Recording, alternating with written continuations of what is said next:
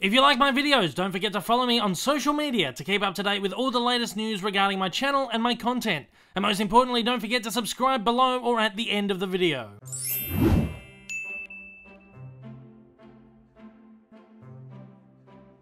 G'day guys, Dave Lee coming at you once again from Down Under with another installment of Behind the Disney Classics. In this installment we'll be taking a look at the 15th film in the Walt Disney Animation Classics canon. When I first started production on this installment, I never expected my work to end up being somewhat of a detective hunt. This is a movie which I surprisingly found had a poorly documented early production, and one whose story has been told many contradictory ways over the decades by both unreliable and reliable sources. In putting together this piece, I certainly did have to go on my own detective hunt, unraveling the mystery of the true story of the film's production. In doing so, I enlisted the help of various Disney historians and collectors, and even had to track down documentation to the library of the University of Michigan in the United States, in order to help me form what I hope to be one of the very first fully accurate documentations of the production of this picture. In some cases, the poor documentation of this feature comes down to somewhat of a Chinese whispers effect which has trickled down throughout the decades. In others, it's the work of a studio publicity team who believed its own fabricated version of events was better than what actually happened. Did Walt Disney truly have a dog named Lady? Yes. Did Walt once gift his wife Lillian with a dog in a hatbox? Maybe. But did it inspire the picture?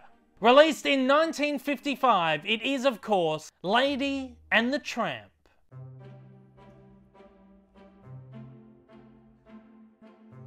While it was the 15th motion picture to be released by the Disney studio, it probably won't come as a surprise that, as with many later Disney movies, ideas for Lady and the Tramp first originated in 1937, the same year Walt Disney released his first feature-length animation, Snow White and the Seven Dwarfs. After the completion of Snow White, Walt was so convinced that feature-length animation would take the world by storm that he began developing ideas for features he could immediately jump into head first. While Walt began turning to novels like Pinocchio and Bambi to adapt into his next feature films, legendary storyman Joe Grant would come to him with a story idea which he'd developed from his own personal experience. Grant was the owner of a prized English Springer Spaniel named Lady, and he had newly become a father to a baby girl. When Grant's daughter was born, Lady found that she was shoved aside, and it was here that Grant began to notice her acting up with some very bizarre behaviour. It's said that Lady became quite protective of the baby. Grant would even describe her as a natural nanny. Grant thought it would make for a great story and drew a sketch of Lady, which he presented to Walt over dinner one evening. Walt was intrigued by his sketch and asked him if he could begin work on a storyboard for a possible feature. Throughout the early 1940s, Grant and the Disney story team would work on a story treatment and a series of storyboards that they could present to Walt. Many ideas that were thrown around by the story team around this time would later make it to the final movie over a decade later. These included a mean aunt that would move into the house with her Siamese cats and an evil rat that lived in the basement. But in this version there was one big glaring omission.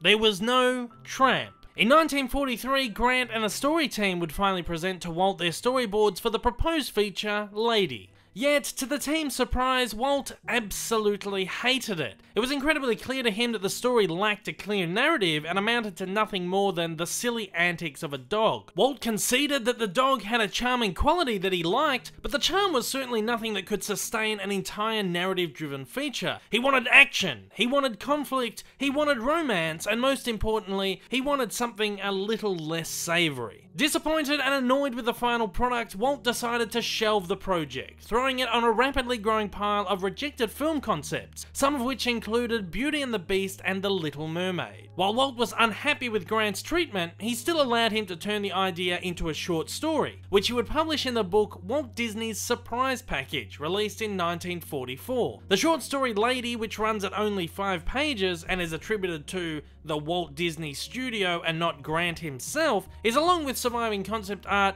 the best insight we have into Grant's early ideas. Around this time, Walt would read a short story by author Ward Green, who was a personal friend of his and head editor at King Features Syndicate, the distributor for Walt's comic strips. The story was titled Happy Dan the Cynical Dog, a modern fable for grown-ups, although some incorrect sources may have you believe that the story was called Happy Dan the Whistling Dog. While researching this, I was baffled how the name could have become so confused over the years. It wasn't long until I realized that Walt himself had attributed the name Whistling Dog to the story in his own foreword to the Lady and the Tramp novelization. Perhaps Walt and the publicity team felt that cynical dog could be a little less family friendly. Most sources will claim that Walt read the story in 1943 in an issue of Cosmopolitan. However, after some research, it appears that Happy Dan was first published in the February 1945 issue of Hearst International combined with Cosmopolitan, a copy of which resides in the library of the University of Michigan. So perhaps if Walt had actually read the story in 1943, it may have been an early treatment, specifically shown to him by Green himself. Regardless of where or how Walt read this story, in Happy Dan he found the antithesis to his lady, a rough yet lovable character which he felt was exactly what he needed to make Grant's lady work for the screen. In his word, "It seemed to me that Ward's roguish mutt might be just the fellow for lady." Immediately, Walt had the idea to combine Grant's lady with Green's Happy Dan and sort out the copyright on the story. With Green, Walt would discuss working on an amalgamation of the two stories. Some sources claim that Walt had Green write a second short titled Happy Dan the Whistling Dog and Miss Patsy the Beautiful Spaniel, but no documentation on this supposed story can be found. Whether this story existed or was an invention of the studio publicity team, I'm unsure of. It would make sense that Walt read Green's story in the early 1940s, given that Lady was in active production until sometime in 1945, at which point it became a casualty of World War II. The war would wreak financial havoc on the studio and would halt various projects, as the studio became a propaganda machine. It's worth noting that the first documented mention of the name Tramp, however, came from a story meeting in 1945, where Walt insisted on it as the name for Lady's canine companion. Walt would fight back against opposition from both other storymen and the heads at the studio's then distributor RKO, who wouldn't even end up distributing the movie as it turns out. But in early stages, RKO were hesitant to use the name given its common usage as an insult at the time. But as per usual, Walt's stubbornness prevailed. He was intent on using the name as, quite simply, his movie focused on a lady and a tramp. For Walt, it wasn't an insult, but a term of endearment for his neat-looking mongrel. By the time production had halted, it's quite clear that Lady had well and truly become Lady and the Tramp. During the war years and until the end of the 1940s, the only features that the Disney studio put out were anthology films, short and easy to produce projects which were more or less a simple compilation of animated shorts. This way, the studio could recoup costs lost during the war, as well as still actively release features alongside their propaganda projects for the US government, without putting in enormous time and effort into developing long-form narratives. The studio would continue some work on both Peter Pan and Alice in Wonderland during the war years, but wouldn't put full focus on them or complete them until after the war, at which point the studio was well over $4 million in debt. That's the equivalent of $37 million adjusted in 2018. The studio was verging on bankruptcy. Feature film production began heavily again in 1948, at which Cinderella had also joined the ranks of Peter and Alice. Grant would leave the studio in 1949, and though he would refuse to detail exactly why he left in later years, many believe he left under tumultuous circumstances. Grant wanted to get away from the high-stress environment which was a result of working for such a hard taskmaster as Walt Disney, who he'd allegedly had a falling out with. By 1952, Roy O. Disney, Walt's brother and the studio's money man, felt that the time was right to take another risk, given that finances were relatively stable once again thanks to the success of Cinderella, which the studio had released in 1950 to critical and commercial acclaim. He convinced Walt to throw Lady and the Tramp back into production, alongside Peter Pan and Alice, which were still being worked on, and Sleeping Beauty, whose production had begun a year earlier, but was so troubled it wouldn't reach cinemas until 4 years after Lady and the Tramp. While this meant Lady and the Tramp would finally come to fruition, it also meant that production would take longer than expected, given that Walt was constantly swapping the 9 old men, his 9 most experienced animators, between each of the movies. The entire handful of movies would suffer to an extent, whether it be an inconsistency in animation design or incredibly long production schedules. Of course, between 1953 and 1955, Walt was also focused on the construction of Disneyland, another project he would use his animators for. While this may may have been to the detriment of other movies, it actually worked in Lady and the Tramp's favour, given that Walt had decided to use his hometown of Marceline, Missouri as the influence for not only Disneyland's Main Street, but also for the streets in Lady and the Tramp. For both projects, he would use the same artists, enabling him to kill two birds with one stone. Given its long gestation period, Lady and the Tramp's final production stage was surprisingly short, with the movie releasing in June of 1955, only a month before the opening of Disneyland.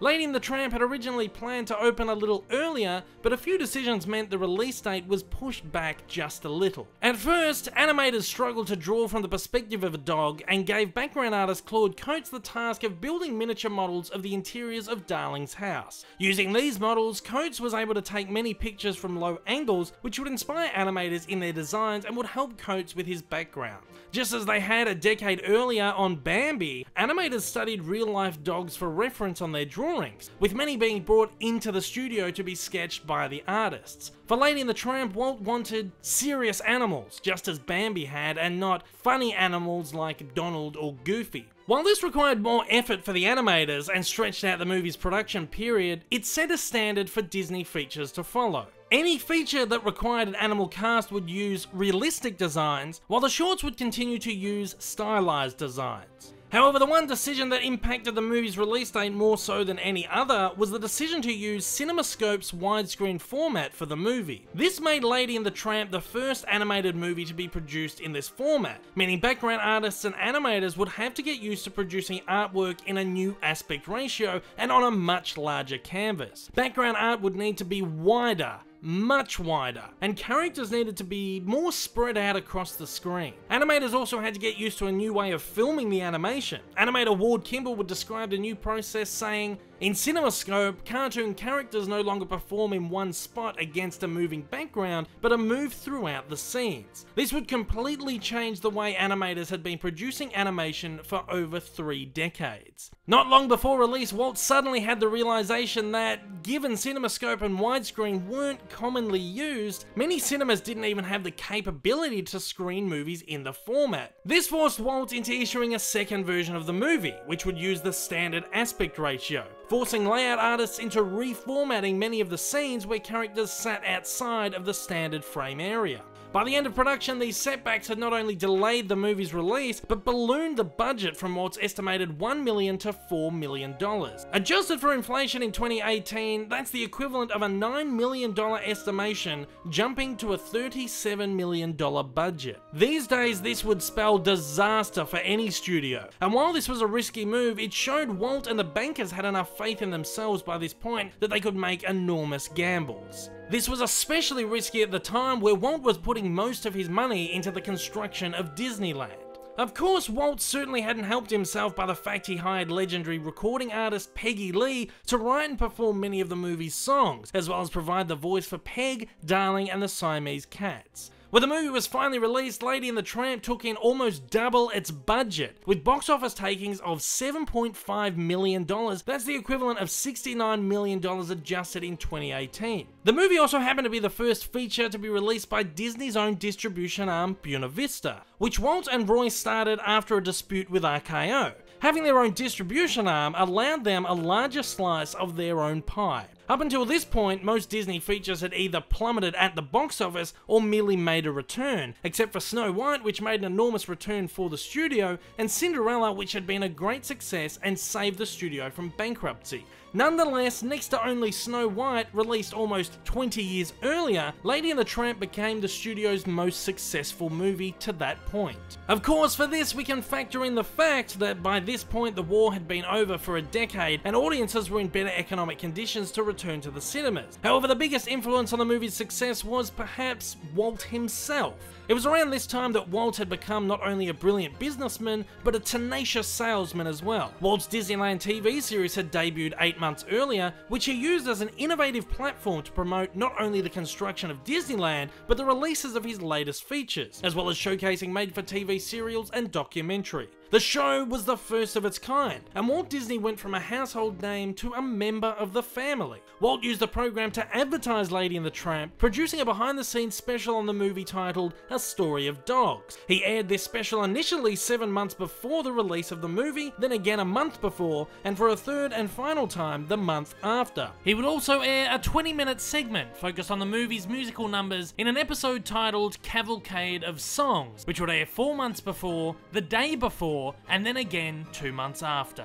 Walt was a master salesman and knew how to rally up the hype for his programs, literally inventing cross-platform multimedia marketing for cinema in the process. As a result, Lady and the Tramp became the first movie to receive such a large campaign. Additionally, in a move similar to him debuting Sleeping Beauty's castle as an attraction at Disneyland a whole 4 years before the movie's release, Walt would commission Ward Green to write a novelization of the studio's screenplay, Lady and the Tramp, A Story of Two Dogs, which he insisted to be published in 1953, 2 years before the movie's release. Lady and the Tramp was the first Disney movie to be based on a largely original story developed at the studio, so Walt believed it to be too risky to release without the audience having any prior familiarity with the story. He believed 2 years was enough time for audiences to become familiar with it, and in doing so could capitalize on a larger interest and more ticket sales. This not only familiarized audiences with the material, but drilled up more hype for the eventual film release, which is why this is a perfect example of Walt's brilliant mind when it came to cross-platform marketing and promotion. George Lucas and 20th Century Fox would make a similar move in 1976 when they would release the novelization of Star Wars 6 months before the release of the movie in 1977. Some versions of the book also included an insert on the dust cover which read, "The original book on which Walt Disney's motion picture is based," misleading readers to believe the movie was based on the book and not the other way around. In fact, Walt's foreword for the novel itself serves as the only point of reference to this being an original Disney story, but kind of insinuates that the novel predates the screenplay. In the foreword, Walt chronicles the movie's conception, but in here we also find the Disney studio's biggest and perhaps saddest mistruth of them all. In here, Walt credits not only himself, but also his, quote, studio staff with coming up with the story and the name Lady. While this was, to an extent, the truth, it was a little stretch of it. Not once in this foreword does Walt mention Joe Grant's name. And likewise, while the 4 writers who eventually were to form the story and screenplay for the movie were credited in the movie, Grant was not. In later years, a story would also form that the original idea for Lady came from Walt himself, inspired to write the movie after gifting his wife Lillian with a dog in a hat box.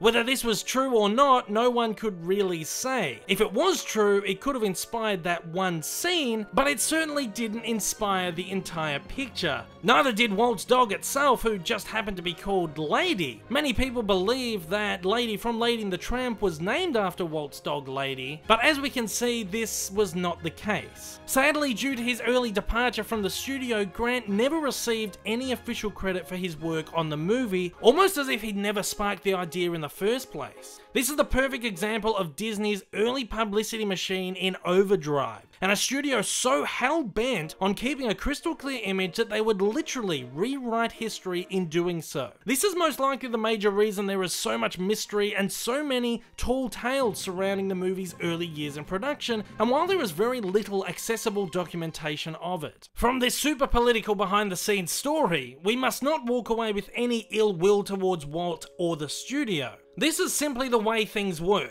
the way the publicity machine worked, and the way Disney was able to build such a magical aura surrounding himself and the business. Walt wasn't just in the business of making fantastical pictures, but in the business of making real-life fantastical too. While Grant certainly should have been given the credit that he was due, perhaps in hindsight, the misleading behind-the-scenes story of Lady and the Tramp, manufactured by the Disney Dream Factory, is the easier pill to swallow after all. Lady and the Tramp isn't one of my favourite Disney classics. It's one that I grew up watching, but not on an incredibly regular basis. However, I can certainly appreciate the amazing work that went into making this obviously groundbreaking movie. For their first feature in widescreen, the animators did a wonderful job. Their techniques would become further perfected in Sleeping Beauty, but the work on Lady and the Tramp shows another great example of a studio and artists constantly striving to break new ground. Animation on this movie is absolutely beautiful, with Coates' background art standing as some of the most beautiful ever produced at the studio. And of course, how could we end this documentary without at least once mentioning the movie's most iconic sequence? One that was almost dropped from the movie for being too corny. If this moment doesn't conjure up memories and emotions, I don't know what will. Sealed with one of cinema's most iconic kisses, next to only Rhett and Scarlett's in Gone with the Wind, Lady and the Tramp is one of the most enduring and endearing romances ever seen on the screen. And it's between two dogs. This charming feature simply proves Walt's knack for finding heart in the strangest of places.